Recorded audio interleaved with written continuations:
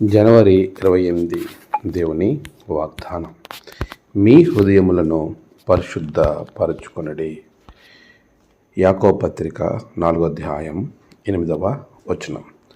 మన ప్రభువైన యేసుక్రీస్తు నామంలో మీ అందరికీ ఉదయం శుభాలు తెలియజేస్తూ ఉన్నాను. ప్రియులారా, ఎలా ఉన్నారు? అందరూ క్షేమంగా ఉన్నారు కదా?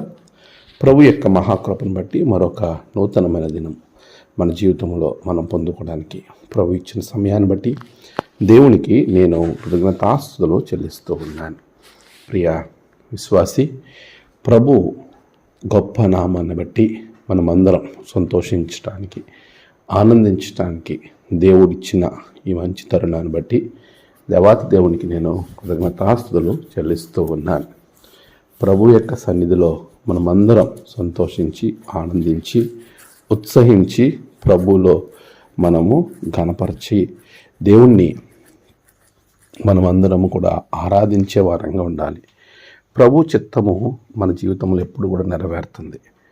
ఆయన మనకిచ్చే శ్రేష్టమైనటువంటి ఆశీర్వాదం మనకి మన హృదయం సంతోషంగా నింపబడటం. అన్నిటికంటే ప్రాముఖ్యంగా మన హృదయాన్ని మనం కాపాడుకోవాలి. ఎందుకనంటే మీ హృదయంలో నుండి జీవధారలు బయలు వెళ్ళడం గనక హృదయాన్ని భద్రంగా కాపాడుకోవాలని భక్తుడు సొలొమోను చెప్తా ఉన్నాడు. ఈరోజు మన హృదయం ఎలా ఉంటుంది? మన హృదయము దేవునికి ఆలయంగా ఉంటుంది. దేవునికి ఆలయంగా కాక సాతానికి ఆలయంగా, సాతానికి నిలయంగా కనుక ఉంటే మనము మన హృదయాన్ని శుద్ధి చేసుకోవాలి అనే వాక్యము మాట్లాడుతూ ఉంది. పరిశుద్ధంగా మార్చుకోవాలి. పరిశుద్ధుడైన దేవుడు మన హృదయంలో కొలువై ఉండాలని ఆశపడుతూ ఉన్నాడు. అలాంటి పరిశుద్ధమైన హృదయాన్ని దేవునికి కొలువుగా కాకుండా లోక సంబంధమైన కార్యాలకు, లోక సంబంధమైన క్రియలకు, లోక సంబంధమైన విషయాలకు కొలువుగా మన హృదయాన్ని ఒకవేళ చేసుకుంటున్నామా? ఒకసారి మనల్ని మనమే ఆలోచనలో ఉంచుకోవాలి.